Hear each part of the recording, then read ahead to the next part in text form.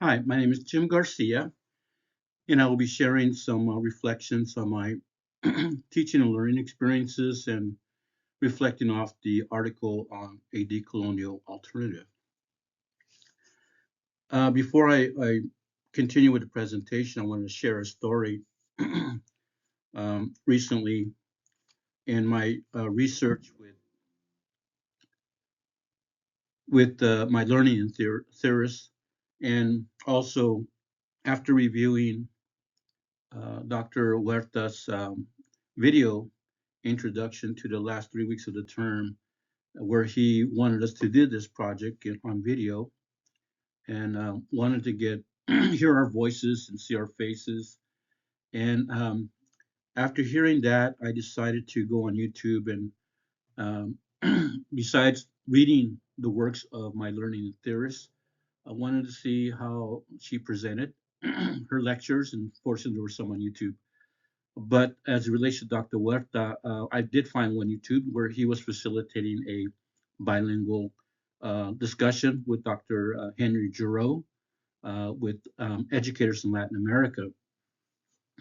And one of the questions from the participants was, how did he get involved with social justice or critical pedagogy? And his response was that he was practicing those concepts as a teacher for a number of years, and he was searching for a language to describe his work.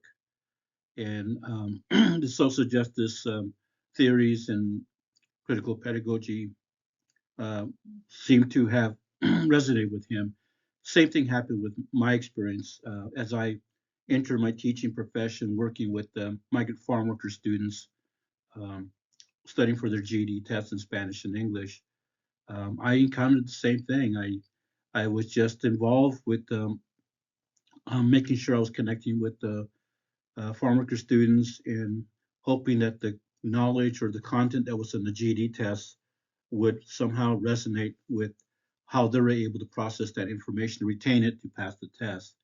And I too was searching for a language to describe my work because the students who were taking my social studies test were experiencing success. And how was it? My colleagues were asking me that you can teach students in less than 6 weeks from third grade to fourth grade reading level, and especially if they're from Mexico, don't have a U.S. history context. How do you do that? And I, right now, I can just say it's called culture responsive teaching. um, so that was an eye opener for me. Again, I'm always looking for language to help me to describe the kind of work I do. Uh, in my present position as the Chicano Latino Student Program Coordinator at Lane Community College, um, I do coordinate a leadership academy called Puertas Abiertas. And when I explain my work, I this is the title I've come up with, and it's called Recentering Latinx Student Experiences Through a Decolonized Pedagogy. So the recentering is about I believe that students are off-centered with the single story that Chimamanda Adichie talks about, and I want to make sure that students bring their stories to the classroom, and we can reflect on how those stories might be a good another path to follow in their lives. And then the decolonized pedagogy comes from that we're all coming from colonized environments. So it's beyond just multicultural education or intercultural communication. It's about decolonization. And so I want students to kind of keep that in mind, that not only do they sense their own oppression, but how uh, other communities are oppressed. So the work I do in my leadership academy, these are the courses I teach, programs I've created, but they're all based on the stories of students. The college classes that I teach now, Kenso Aiken Somos, Cultural Heroes, Affirmation Resistance, these are all main themes that students want to talk about, that they've experienced in their K to 12 schooling experience. Microaggressions about whether they're Mexican or not, they look Mexican, recognize the diversity of our community, not knowing the contributions of their community in the curriculum, um, popular culture images, and so forth. So I responded with these courses. So one of the videos we're asked to see is the danger of a single story, and this is my one of the things I use in my class to bring out this notion of stories that are out there and how dangerous it might be for us just to receive one story and leave it at that. So I challenge students to engage in learning about different stories, multiple stories about the same topic, about themselves, about others. And so this is a way to break away from that single story. And I usually start with this visual from Whose Story. And in this visual, there's two women. And so some students are able to see the two women. Some are only able to see one, the younger woman or the older woman. And so, but this is a good opening because I want students to know that they might be seeing something different than what the single story telling about them, and then it's all right. And if other people can't see that story, how can you guide other people to see your story? So sometimes students say, well, I can see both of them, and they help other students to see both the stories, which is pretty good because I want students to uh, I want them to engage in that mindset that they are participants in the learning, that they can share with the learning. So I'm not the sole I'm not the sole person who knows everything and does everything in the class. I do resort to two leadership models. One is by Dr. David Avalos, Theory of Transformation. He describes four ways of life. Emanation, which is the single story, is the only story, is the final story, and we're not able to question it. Incoherence are for folks who don't follow that single story 100%. And deformation is a way to look at yourself in a negative or your community in a negative way. It's always negative based on the single story that's been presented to look at marginalized communities. And we want to get to transformation, which is a whole new idea, whole new way of looking at things. And so I want to make sure students are allowed to share their ideas, but we need to engage in some reflection that we don't go back to emanation and create a story that's only benefits ourselves but doesn't benefit others. The second leadership model is storytelling for social justice. While the first leadership model talks about individual transformation or change, this talks more about the dominant narratives that are out there. And so Leanne Bell labels it as a stock story. Um, the stock stories, like the single story, people are invested in that story to continue and they benefit from that. The way we disrupt that is through concealed stories, and certainly the stories from the students. It starts there. Students are resistant stories because they are graduating from high school, they come to college.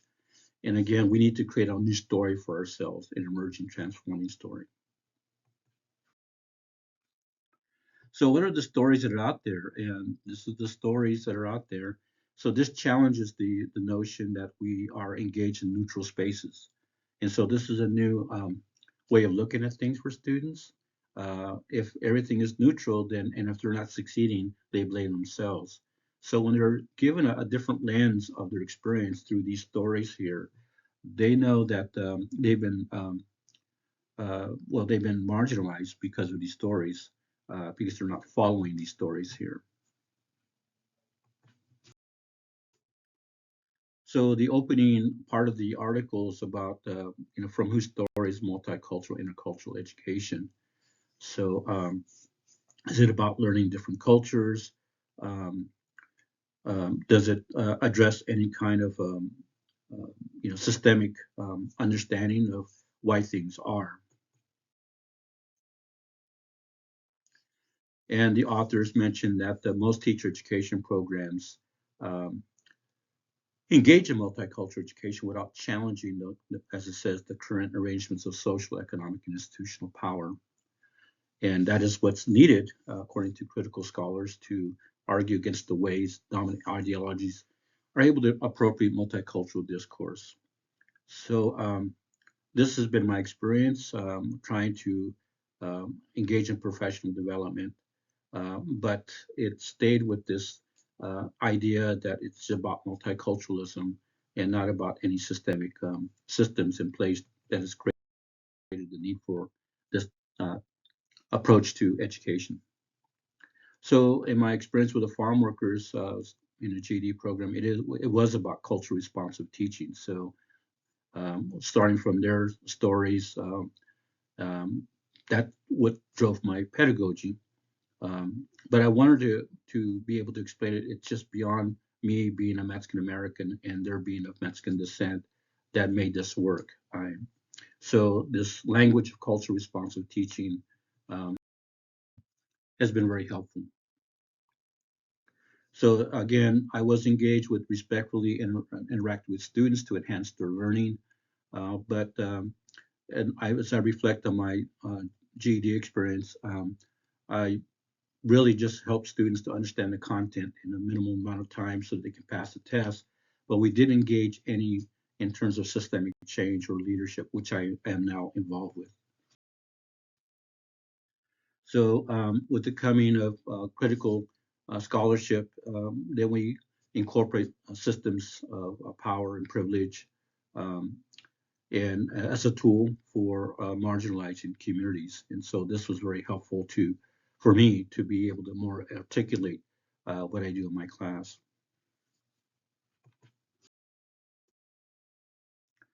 Uh, this slide talks about the need for social justice academic activist positions.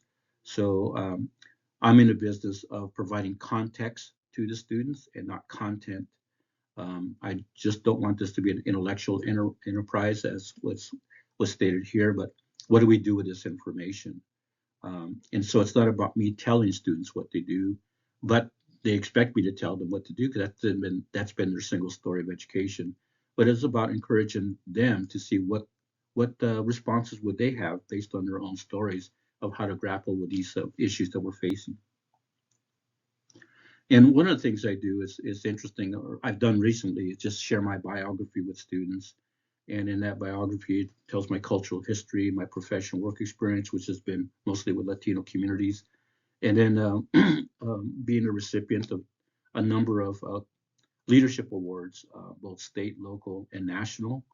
I just recently received a faculty distinction award from the American Association of Community Colleges last month. And so I think when they see this biography, they get to know that I'm teaching not only from a perspective of the content that I've learned, but it's my actual praxis, praxis in engaging in this kind of work here. So we do deconstruct uh, a lot of the information that's been presented to us or that we read, and we try to reconstruct different ways to approach those issues. And students engage in their own dialogues with others. They're in small groups as they read articles and they brainstorm about what's happening and what are possible solutions. But it's always about not finding the final story, but it's just like being in that mode of thinking that it's always evolving. As you get more people involved with the discussions, there'll be more ideas. And we always have to bounce off on the leadership model. So we're going for transformation. So it must be good for that person, but it must be good for others. And you're not expected to think of everything, but at least you're expected to be open to other stories that you never thought of. So it is about problem posing and solving. So it's really practical for the students. And many times they bring in their lived experience as K to 12 students, or even in the workplace as they're working right now, or maybe discussions in their families. So it's really relevant to what they're engaged in our classes. So it is about critical reflection and developing a consciousness that kind of expands our knowledge about how to go about some of these issues here. I think this is the more challenging thing in my experience working with educators is that they're not really wanting to engage in critical reflection, but just wanting to learn about other cultures and their communities, but not willing to share their own. So what drew me to this article was about the concept of decolonization, and so I'm always resonating with the work of scholars, especially indigenous scholars who write about decolonization, and and so they're providing me with a language to uh, take it out of the United States and be more global about this. Um, and as as is stated in the third paragraph here, giving me the language of the epistemology of the 0 point. Where did it all begin? And uh, we start with the point when the Europeans came to what is called the Americas now and created the new worldview, new world order, and saw indigenous communities in a different way. So we start there. I'm always challenging students to what is the origin of what we're talking about now? Where did it come from? Well, what's its purpose? So this is what resonated with me a lot, and said this means starting from outside of discourses of Eurocentric reasoning. Yes, I have to understand a colonized environment, how it works, but can we use the same knowledge that's colonized to engage with solutions to a colonized environment? So I'm trying to capture indigenous ways of thinking and worldview and teaching and learning as a way to kind of a different approach to a transformational approach to the current system we have now. And the article states that critical teacher education approaches that was presented in the chapter approximates engagement with decolonization or decolonialism. So I want to go beyond approximate. I want to really get into a space where it can be transformational. So this comment really captures my professional interest, and that is the fusion of decolonialism and critical multiculturalism. So I do need to know the work of critical scholars, but I also need to know the work of indigenous scholars who bring a non-Eurocentric viewpoint of teaching and learning and worldview and so forth, and different epistemologies and so forth. Um, so this is what the authors are suggesting that we need to incorporate in teacher education programs, but unfortunately, we're not at that space.